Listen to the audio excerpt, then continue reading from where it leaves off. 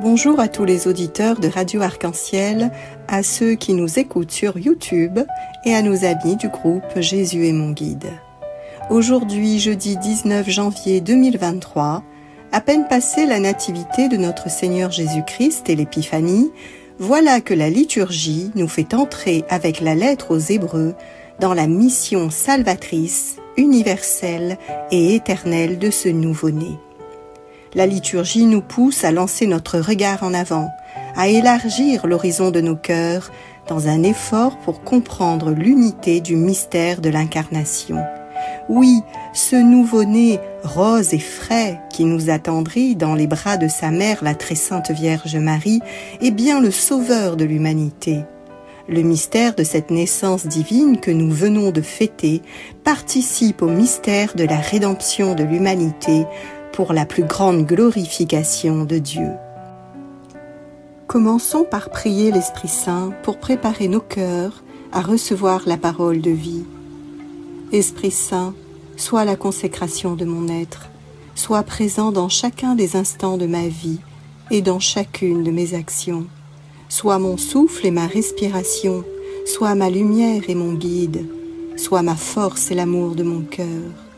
Je m'abandonne sans réserve à ton œuvre en moi et je veux être docile à toutes tes inspirations. Amen. Lecture de la lettre aux Hébreux. Frères, Jésus est capable de sauver d'une manière définitive ceux qui par lui s'avancent vers Dieu, car il est toujours vivant pour intercéder en leur faveur. C'est bien le grand prêtre qu'il nous fallait, saint, innocent, immaculé. Séparé maintenant des pécheurs, il est désormais plus haut que les cieux. Il n'a pas besoin, comme les autres grands prêtres, d'offrir chaque jour des sacrifices, d'abord pour ses péchés personnels, puis pour ceux du peuple. Cela, il l'a fait une fois pour toutes en s'offrant lui-même.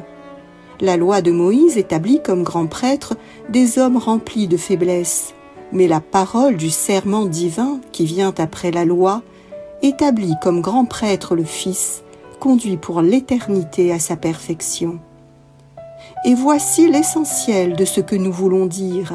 C'est bien ce grand prêtre-là que nous avons, lui qui s'est assis à la droite de la majesté divine dans les cieux, après avoir accompli le service du véritable sanctuaire et de la véritable tente, celle qui a été dressée par le Seigneur et non par un homme. Tout grand prêtre est établi pour offrir des dons et des sacrifices. Il était donc nécessaire que notre grand prêtre ait lui aussi quelque chose à offrir. À vrai dire, s'il était sur la terre, il ne serait même pas prêtre, puisqu'il y a déjà les prêtres qui offrent les dons conformément à la loi. Ceux-ci rendent leur culte dans un sanctuaire qui est une image et une ébauche des réalités célestes, comme en témoigne l'oracle reçu par Moïse au moment où il allait construire la tente. « Regarde, dit le Seigneur, tu exécuteras tout selon le modèle qui t'a été montré sur la montagne. » Quant au grand prêtre que nous avons, le service qui lui revient se distingue d'autant plus que lui est médiateur d'une alliance meilleure, reposant sur de meilleures promesses. Parole du Seigneur, nous rendons grâce à Dieu. Me voici, Seigneur, je viens faire ta volonté. Tu ne voulais ni offrande ni sacrifice, tu as ouvert mes oreilles, tu ne demandais ni holocauste ni victime, alors j'ai dit, voici, je viens.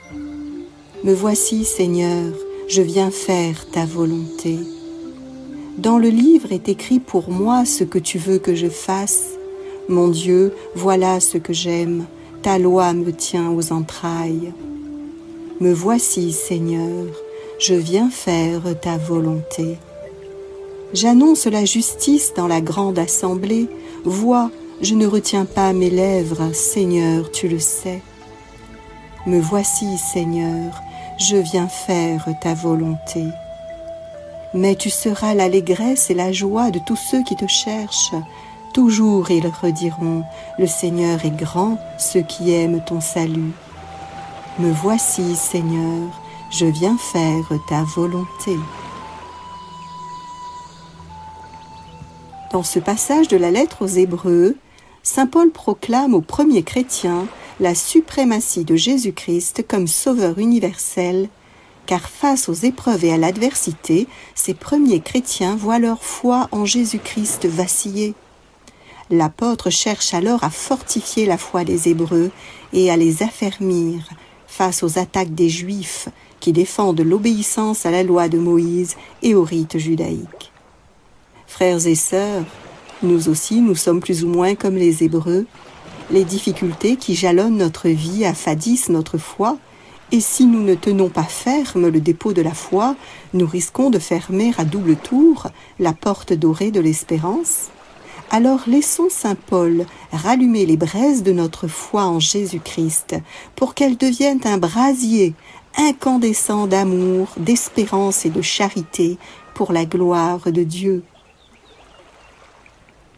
Saint Paul commence par proclamer la grandeur du ministère du Seigneur, lui qui a le pouvoir de sauver d'une manière définitive ceux qui, par lui, s'avancent vers Dieu. D'emblée, saint Paul formule une vérité fondamentale. Jésus est bien le Rédempteur de l'humanité. Et l'apôtre est catégorique. Le salut par Jésus-Christ est définitif, c'est-à-dire parfait et absolu. C'est par Jésus-Christ que nous sommes parfaitement justifiés devant le Père éternel. Il est la garantie suprême de ceux qui, par lui, s'avancent vers Dieu. C'est encore ce que déclare saint Paul dans la première lettre à Timothée. Il n'y a qu'un seul Dieu, il n'y a aussi qu'un seul médiateur entre Dieu et les hommes, un homme, le Christ Jésus. Il est donc l'intercesseur suprême entre le Père éternel et les hommes. Mais alors, comment Jésus-Christ peut-il justifier et sauver toutes les générations? C'est en vertu de sa nature divine qu'il peut le faire, car il est toujours vivant pour intercéder en notre faveur, nous dit saint Paul. Oui, nous tous qui professons le Christ, nous sommes sauvés par faveur, par grâce divine, sans que nos mérites y soient pour quelque chose. Frères et sœurs, soyons dans l'allégresse. Le Christ est le Sauveur qui conduit les chrétiens vers le Père éternel. D'ailleurs, n'a-t-il pas lui-même déclaré dans l'Évangile selon saint Jean : « Je suis le chemin, la vérité et la vie. Nul ne vient au Père que par moi. » Qui est-ce qui hésiterait encore à emprunter ce chemin salvateur? Saint Paul exalte la nature divine du Christ. Jésus, saint, innocent, immaculé, est le grand prêtre par excellence, le prince éblouissant de sainteté, comme le proclame le psaume 109. C'est celui qu'il nous fallait, dit saint Paul, car aucun autre ne peut remplir cette mission salvatrice qui le conduit pour l'éternité à sa perfection. Séparé maintenant des pécheurs, Jésus est désormais plus haut que les cieux, assis à la droite de la majesté divine dans les cieux, insiste l'apôtre. Et c'est dans le sanctuaire céleste, baigné de la gloire du Père, que Jésus veut ardemment nous conduire, comme il le dit dans l'Évangile selon saint Jean. « Il y a plusieurs demeures dans la maison de mon Père, et je vais vous préparer une place. » Une place dans la maison du Père, voilà la destinée glorieuse de tous ceux qui reconnaissent le Christ comme leur unique sauveur. Saint Paul continue son œuvre de glorification du Christ. Contrairement au Christ, les prêtres de l'ancienne alliance étaient des hommes remplis de faiblesse, obligés d'offrir chaque jour des sacrifices, d'abord pour leurs péchés personnels, puis pour ceux du peuple, comme le prescrivait la loi mosaïque. Car la loi de Moïse élevait de pauvres hommes au rang de prêtres, alors que c'est la parole du serment divin qui établit comme prêtre le Fils. Écoutons le psalmiste. Le Seigneur l'a juré dans un serment irrévocable. Tu es prêtre à jamais, selon l'ordre du roi Melchisédek. La suprématie du Christ que nous professons dans le credo comme Fils unique de Dieu, vrai Dieu né du vrai Dieu, sépare définitivement le Seigneur des autres prêtres qui sacrifient des animaux selon la loi mosaïque. En effet, saint Paul proclame « Jésus a offert des sacrifices une fois pour toutes en s'offrant lui-même ». C'est lui-même la grande victime qui a été immolée sur la croix pour laver les péchés de ceux qui croient en lui. Il est celui dont l'unique et parfait sacrifice rachète toutes les générations jusqu'à la fin des temps. Et saint Paul nous rassure, s'il le fallait encore, c'est bien ce grand prêtre-là que nous avons. Frères et sœurs, face à la gratuité, à la puissance et à l'excellence de notre salut par Jésus-Christ, nous ne pouvons pas nous laisser abattre par les épreuves de la vie, parce que nous sommes de ceux qui faisons partie du troupeau du bon berger, le seul Rédempteur. Alors, avec saint Paul dans la 2e lettre aux Corinthiens, nous pouvons dire avec assurance « Je déborde de joie au milieu de toutes nos détresses ». Saint Paul continue à exalter l'excellent ministère de Jésus-Christ au détriment du ministère des prêtres de la religion juive. En effet, les prêtres juifs rendent leur culte dans un sanctuaire qui est une image et une ébauche des réalités célestes, comme en témoigne l'oracle reçu par Moïse au moment où il allait construire la tente, déclare saint Paul. Ce sanctuaire, c'est d'abord la tente de la rencontre qui couvrait l'arche d'alliance lors de la traversée du désert. Puis c'est le sanctuaire du temple de Jérusalem. Ce sanctuaire terrestre n'est pourtant qu'une ébauche des réalités célestes, un pâle reflet de la Jérusalem céleste dans laquelle tous ceux qui auront revêtu le Christ entreront. Et l'apôtre ajoute « C'est Jésus-Christ qui a accompli le service du véritable sanctuaire et de la véritable tente, celle qui a été dressée par le Seigneur. » Avec Jésus, les rites des Juifs sont anciens, dépassés, morts, car c'est lui le véritable sanctuaire. Le Saint des Saints, ce n'est plus le temple de Jérusalem. C'est ce que proclame saint Paul. Frères, c'est avec assurance que nous pouvons entrer dans le véritable sanctuaire grâce au sang de Jésus. Nous avons là un chemin nouveau et vivant qu'il a inauguré en franchissant le rideau du sanctuaire. Or, ce rideau est sa chair. Ainsi, Jésus-Christ est tout à la fois le grand prêtre, l'autel et l'agneau du sacrifice. Il n'y a qu'un temple qui est le corps du Christ, qu'un seul grand prêtre, le Christ, qu'un unique autel, le Christ. Tout est récapitulé dans la personne du Christ, par lui, avec lui et en lui. Finalement, saint Paul conclut en proclamant que le Christ est médiateur d'une alliance meilleure, reposant sur de meilleures promesses. Les Hébreux n'ont donc pas à regretter l'obéissance à la loi mosaïque, puisque le Seigneur leur accorde le don gratuit de la grâce divine. Et nous-mêmes, nous avons à nous rappeler l'excellence de la nouvelle alliance et des promesses du Christ qui nous invitent à le rejoindre dans l'Évangile selon saint Matthieu. « Venez à moi, vous tous qui peinez sous le poids du fardeau, et moi je vous procurerai le repos. Prenez sur vous mon joug, devenez mes disciples, car je suis doux et humble de cœur, et vous trouverez le repos pour votre âme. Oui, mon joug est facile à porter, et mon fardeau léger. » Qui serait assez insensé pour refuser une telle invitation d'amour, de miséricorde et de paix ? Frères et sœurs, dans ce passage de la lettre aux Hébreux, saint Paul rappelle l'immense amour de Dieu pour nous, et par là il nous encourage à courir avec endurance l'épreuve qui nous est proposée. Nous pouvons compter pleinement sur les promesses de Dieu, nous pouvons être sûrs que si nous gardons les yeux fixés sur Jésus-Christ, nous terminerons la course de notre existence dans les bras du Père éternel. Que cette lecture de la lettre aux Hébreux ravive ardemment la flamme de notre foi pour qu'avec saint Paul, dans la 2e lettre à Timothée, nous puissions dire « J'ai combattu le bon combat, j'ai achevé la course, j'ai gardé la foi. Désormais, la couronne de justice m'est réservée, le Seigneur, le juste juge, me la donnera dans ce jour-là, et non seulement à moi, mais aussi à tous ceux qui auront désiré avec amour sa manifestation glorieuse. Oh, quel beau soleil dans mon âme, il éclaire, illumine tout. À ses rayons, mon cœur s'enflamme et je vais chantant partout. Dans mon âme, un beau soleil brille, son rayon doux et joyeux répand un éclat qui scintille, c'est le sourire de Dieu. Oh, quel beau soleil dans mon âme, il éclaire, illumine tout.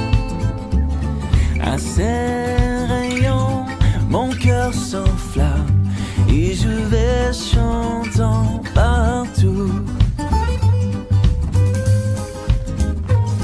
Mon cœur était plein de ténèbres quand parut un jour nouveau. Au loin fuyaient ombres funèbres devant un soleil si beau. Oh, quel beau soleil dans mon âme, il éclaire, illumine tout. À ses rayons, mon cœur s'enflamme et je vais chantant partout.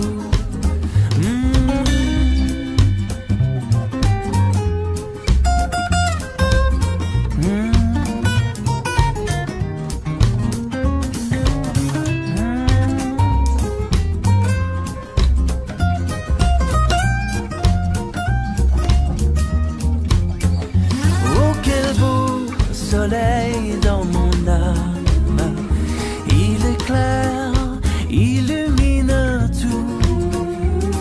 À ses rayons, mon cœur s'enflamme et je vais chantant partout. Gloire à Dieu, gloire à Dieu, que ce chant retentisse en tout lieu. Gloire à Dieu, gloire à Dieu, que ce chant retentisse en tout lieu. Gloire à Dieu, gloire à Dieu, que ce chant retentisse en tout lieu. Gloire à Dieu, gloire à Dieu, que ce chant retentisse en tout lieu. Gloire à Dieu, gloire à Dieu, que ce chant retentisse en tout lieu. Gloire à Dieu, gloire à Dieu, que ce chant retentisse en tout lieu. Gloire à Dieu, gloire à Dieu, gloire à Dieu. La grâce de la prière. La grâce, c'est ce que Dieu nous offre à boire quand nous venons à lui. Il n'est point de rafraîchissant, plus désaltérant que ta grâce, Seigneur. Dans le secret de ton cœur, en présence du Seigneur, tu n'as qu'à ouvrir les mains et disposer ton âme, fermer les yeux, n'écouter que ton cœur battre à l'unisson, te rappelant que tu es créature divine. Goûte à la légèreté du silence qui t'entraîne, loin de ce monde agité et fragile.